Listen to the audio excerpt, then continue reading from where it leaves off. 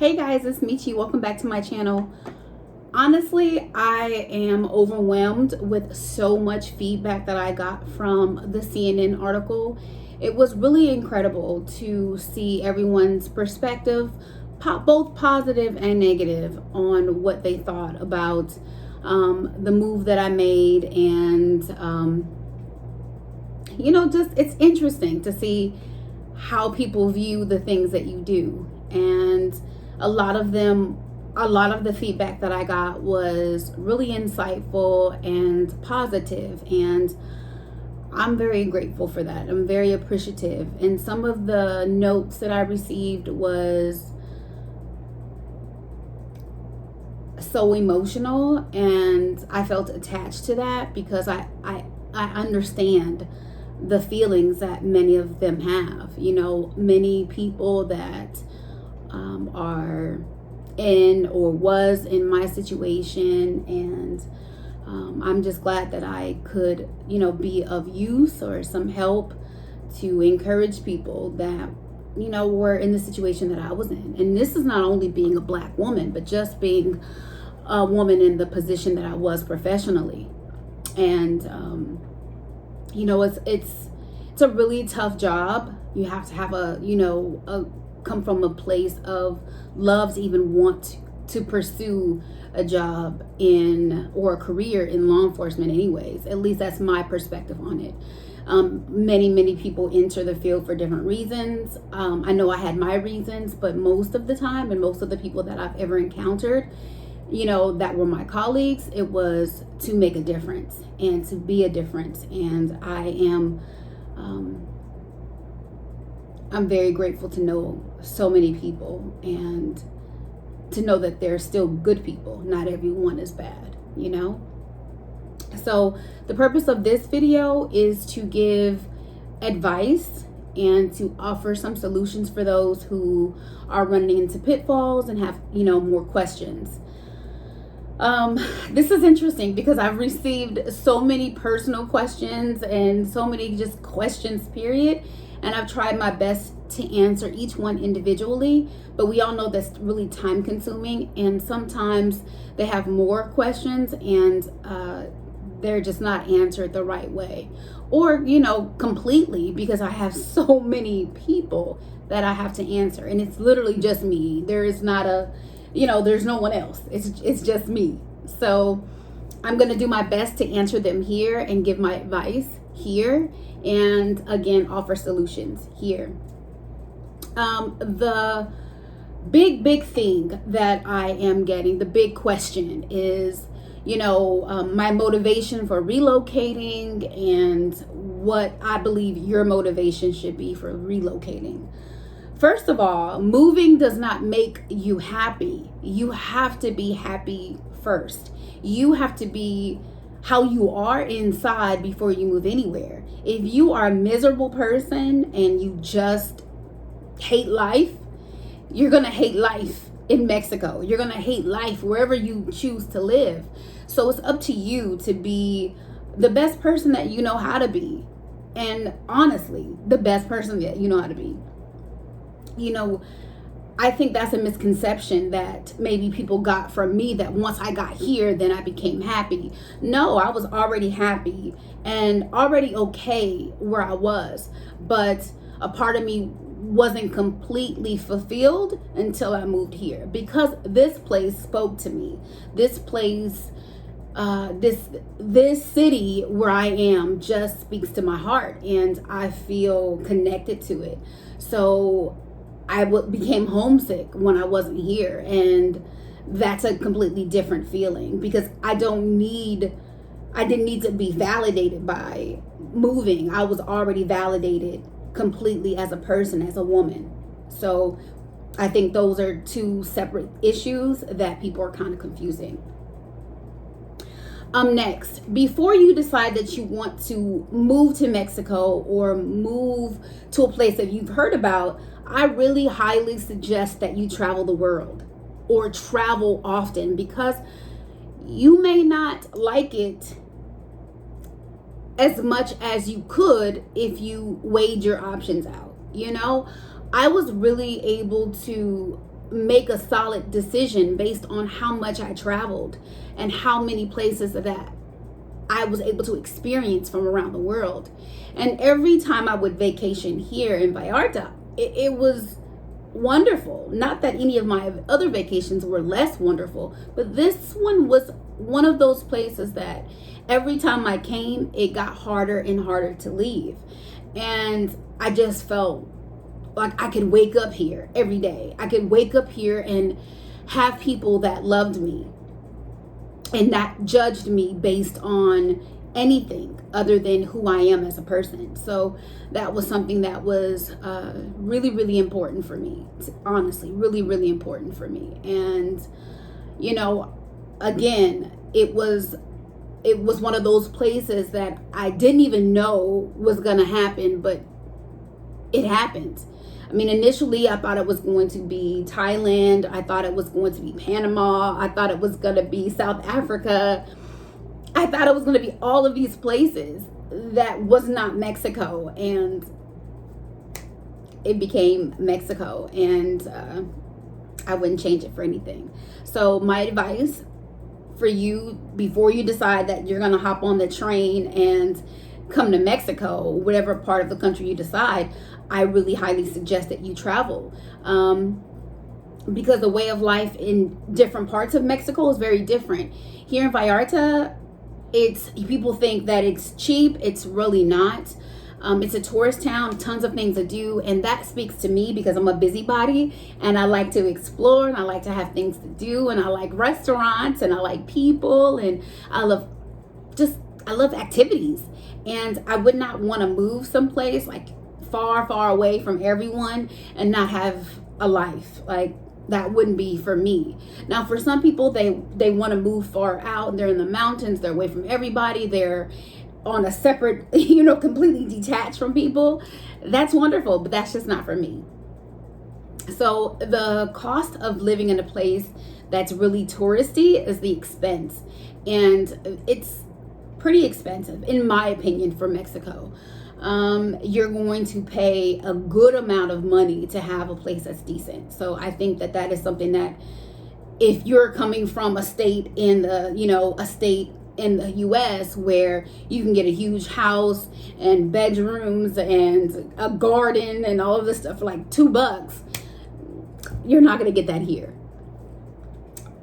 I'm just saying, you're not going to get it here. At least here in Vallarta. You may find it someplace else in a different part of Mexico, but you just won't find it here. And you also have to be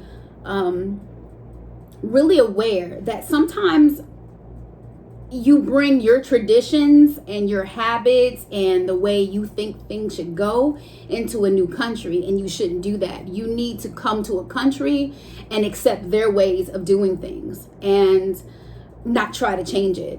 You know what I mean? Because I see that a lot. I see people that try to come here and say, no, you're doing it wrong. We're going to do it like this because I'm from the States and this is how we do it.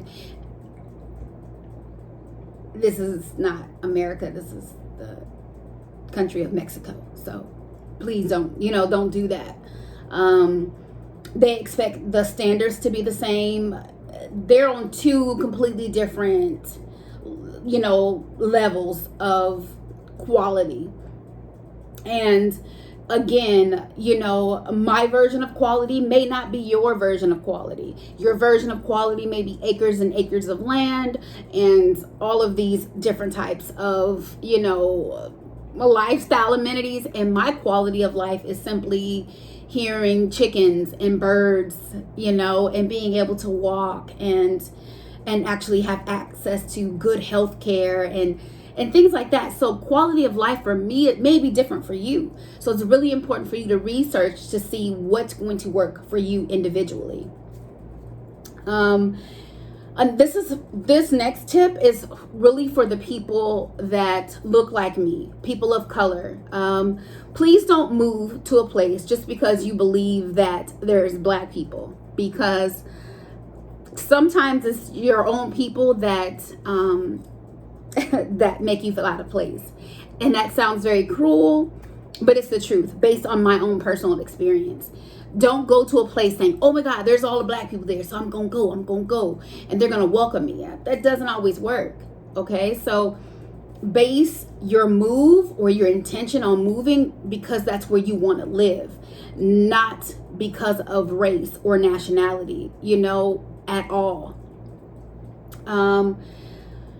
I know that a lot of us want to feel welcomed and feel like we have a community, wherever we decide to move. And I get that too. But the difference is you make your community by how you are and who you are. And you being a kind person, it really doesn't have anything to do, in my opinion, with what your complexion looks like. You're either going to be loved or you're not. You're either going to be out socializing and getting to know who your neighbors are and, who the members of your community are, if that's who you are. But if that's not who you are, then it doesn't matter who lives in your neighborhood or who flies in or flies out, because that's not what you do anyway. And a lot of us, black people, we don't really go and take cakes and pies to the newest black person that's moved into town. We don't usually do that. So don't move to a place with the intention that everyone's going to come and greet you because you're black. That's not really going to happen. And I know you're probably saying, well, that's not what I was saying. That's unrealistic. But it's not, because people keep asking, well, how many black people are in the area? Well, why does that matter? You move based on how a place makes you feel. If you feel like that opportunity for you exists there, then that's why you move. You don't move because there's one nationality there, unless that's what you're moving for. That's all I'm saying. So just be clear on what your intentions are so you're not disappointed. That's all I'm saying. Again, one reason, my reasons for moving and my reasons for relocating may be different for yours. But one thing that I will say is do not move to a country based on the cost of living, because you can hate it and it can be the most affordable, the cheapest place, and you just hate it because it just doesn't resonate with you and who you are or your lifestyle or your family. You hate it. And the worst thing that I could see happening is that you give up your entire life wherever you are and decide that you're going to move because it's cheap. For me, I did not move here based on cost of it being cheap, because that, again, it wouldn't match my life. In California, I loved my city. I loved my state. I used to do walking tours until I couldn't, do that anymore because I got hurt and I couldn't walk and my mobility was really bad. But I used to do walking tours in my own community because I loved where I lived and I was very, very proud of it. So I want you to move to a place that you really, really like and you feel connected to, not because it's cheap. Because I think that cheap doesn't always mean better, or super affordable. It doesn't always mean better. You want to live in a place that really resonates with your soul and your spirit. I wrote down all of my ideas so I could just keep them, together, because sometimes I just talk and be off on a tangent. Another thing that I think is very, very important is the idea of vacationing in a place as opposed to living. Living here has been a completely different experience as opposed to vacationing.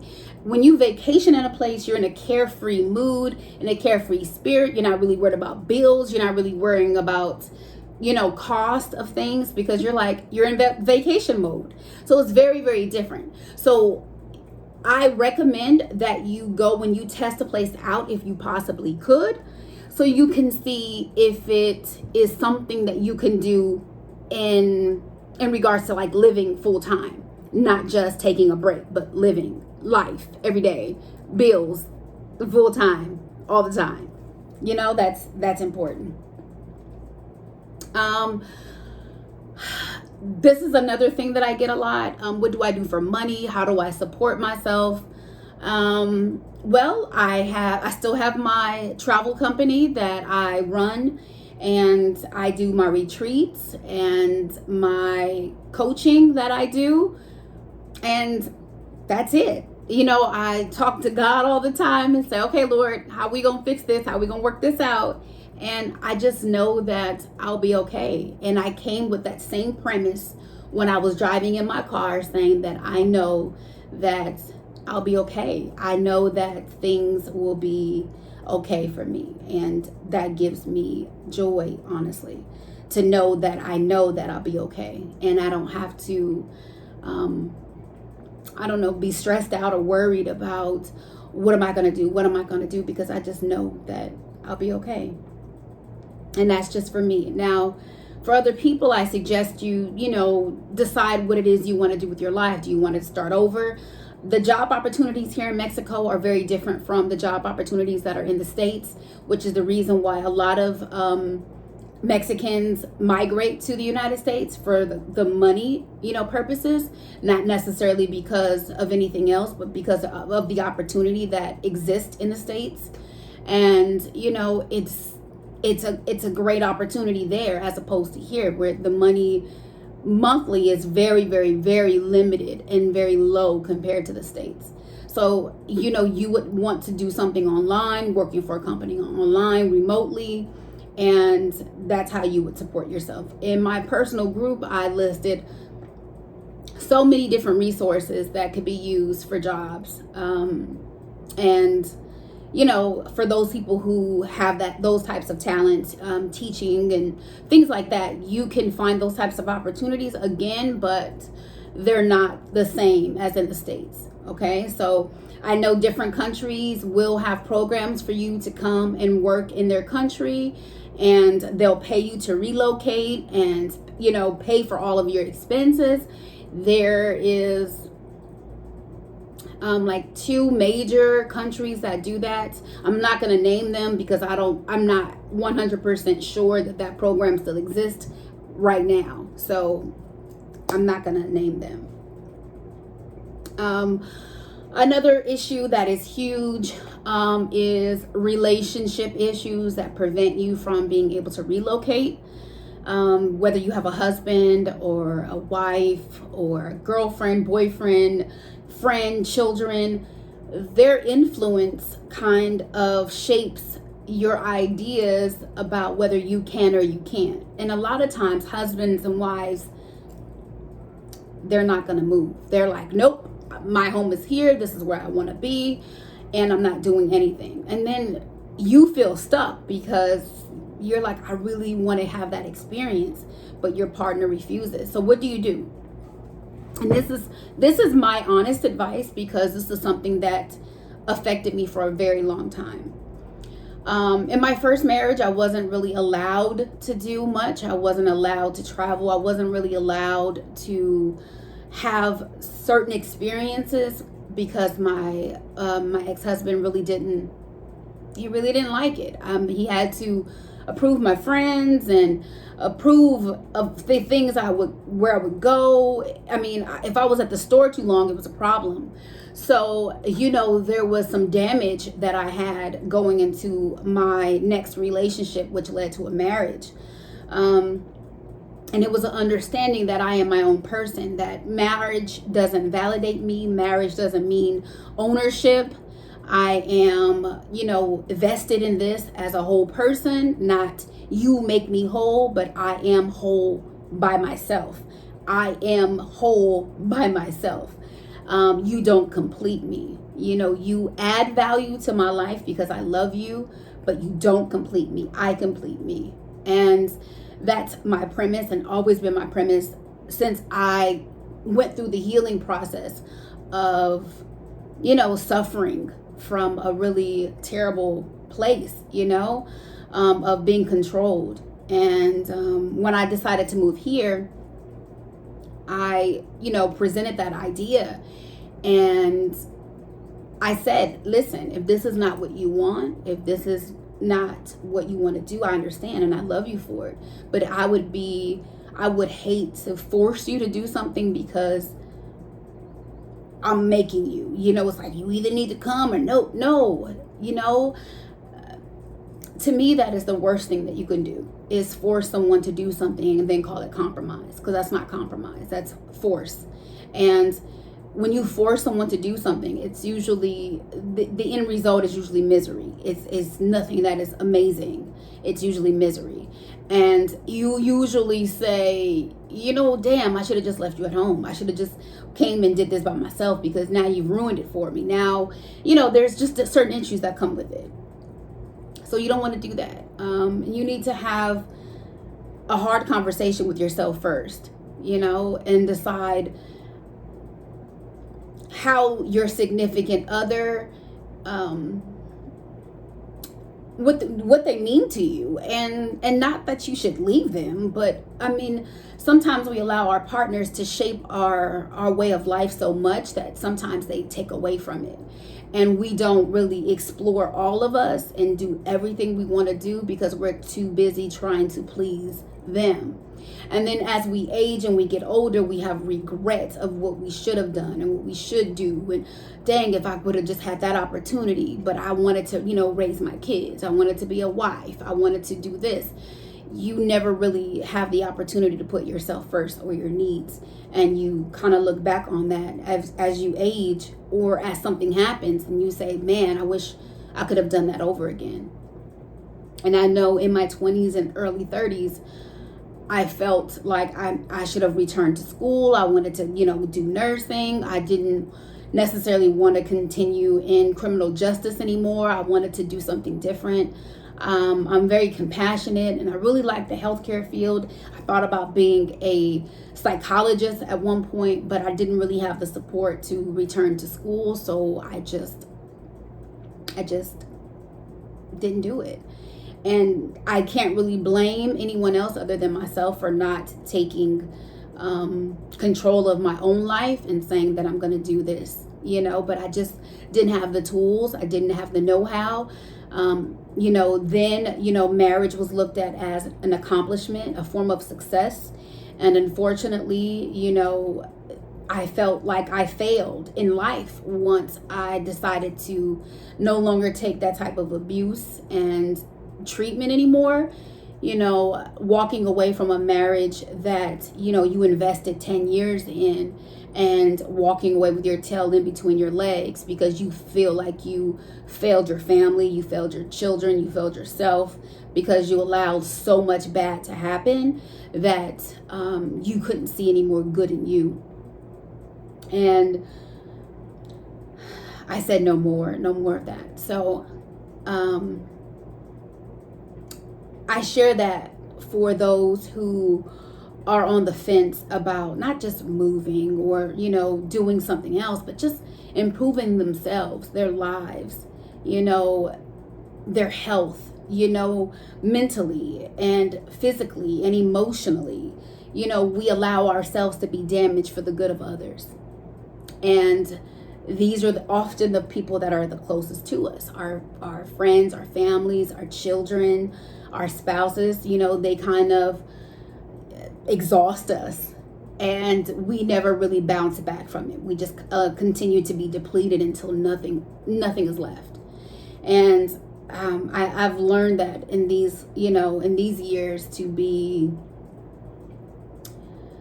really, really, really concentrate on self-care and what brings me joy and what makes me happy. And I don't mean, immediate happiness like ice cream, but I mean just happiness as a woman, as a human, as a person. What would make me happy? What would add value to my life?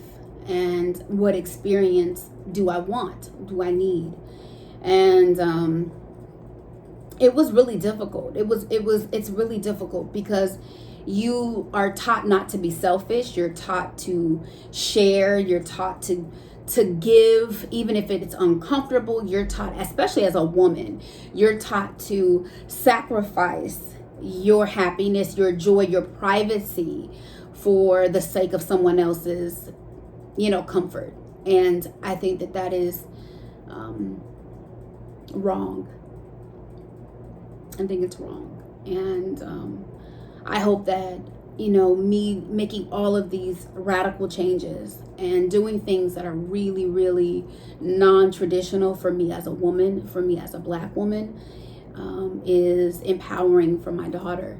And that, you know, the resilience that I had to continue on my path despite the challenges that I had faced, is encouraging to her, you know. And she tells me that it is, but the proof will be in her own journey. The proof will be once she is a, you know, young person and on her own, and the decisions that she makes, that will be the proof, you know.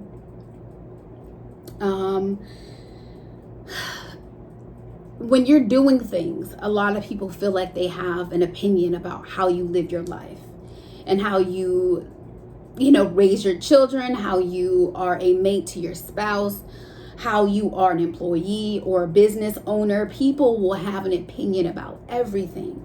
But let me share something with you. When you know that you're doing the best thing for you, nothing else matters. No one else's opinion matters. No one's. You know, I've learned so much about opinions and people having ideas about what I should do or what I shouldn't do, and it was never in line of what I wanted. So now I move the way I want to move, and I do and be and exist in the way that I want. So whether you want that job, whether you want that relationship with that person, whether you want to pursue a different career completely from what you went to school for, whether you want to have a new look, try a new outfit, listen to different music, then do it. Do what makes you happy. Do what makes you feel good if it doesn't hurt anyone else. Okay, do what makes you feel good. Do what makes you happy. I think we live in a land of comparison, and well, she did it like this and I want to do it better. You know, no, do it the way you want to, that feels the most comfortable for you.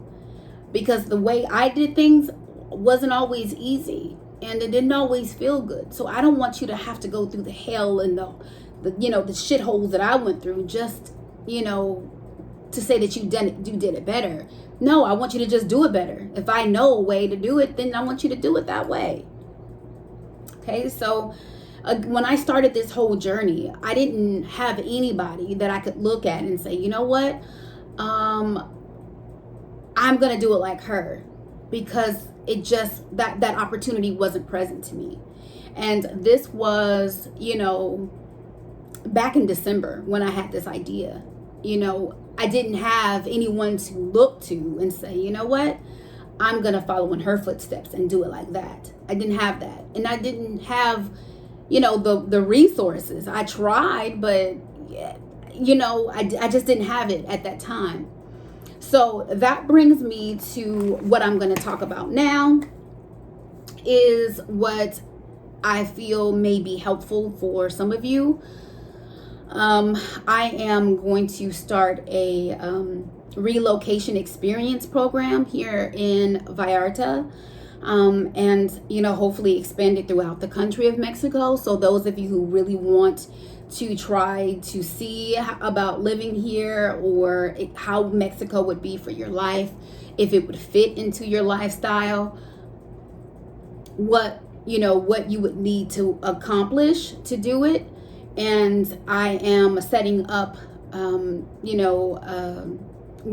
this is my idea, that when you guys come in, I have hotel accommodations ready to go. I have transportation. I have an immigration specialist, the same one that helped me get my residency.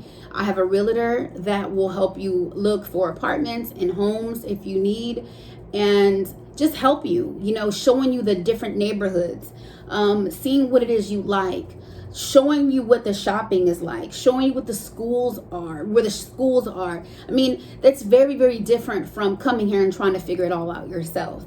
My services will be all in one. So when you come, everything is here for you. And I'll be accessible. You can ask me questions and see, what my experience was when I came earlier to check this out, before COVID hit, and share those things with you. In addition to the things that I am doing now, post COVID, and the way life is now, which is very different, and it's harder, but I think it's harder globally for every country, in its own way. Here I'm very connected to the culture and to the people, so seeing them without jobs, seeing them without money, and it's very hurtful for my heart, and I hate it. I hate it because here there is no government assistance like in the States or in other parts of the world that may offer that to their citizens. Here they don't have that. If you don't work, you don't eat. So it's very, very tough when there's no businesses. Restaurants have to close. Everything is affected, everything. And it's really, really tough to witness. I felt like this even in California with, the businesses in my community and them closing, and even myself, I lost everything. I lost everything and gained my whole entire freedom of peace.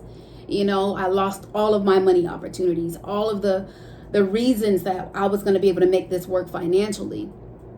I lost all of them, and it was devastating. So I can imagine, the devastation that comes from losing and not having a way, or I don't know. It's devastating. And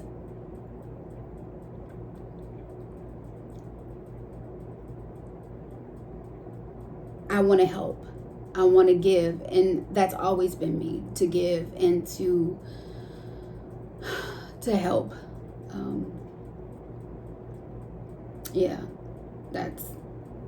It's always been me. So if those of you who are interested in, possibly living in Mexico, and the information that, I'll share with you when you come, you can take that information throughout the country of Mexico. It's not specific just to Vallarta, but of course the housing is, because it's here in Vallarta. But the information that will be shared with you by immigration, and the other information that I'll have prepared for you is pretty much countrywide. And this can give you a step in the right direction if you just don't know where to start and how to go. So that is my intention, to help you guys, help those of you who are telling me, hey, I want to do this and I just don't know how, I don't know where to get started. Can you tell me more about it? This is for you. So my first group of people, I'm going to have about 20 people, and it's going to be in October. I'm going to put the information in the description box below and give you a form to complete, and we'll go from there. And you can let me know what exactly you're looking for, what it is that you need, and I will try my very, very best to help you along on your journey, so you can end up happy and healthy and fulfilled once you arrive here in Mexico, or wherever you are, wherever you want to be in life. Okay? Till next time, I'll see you guys soon.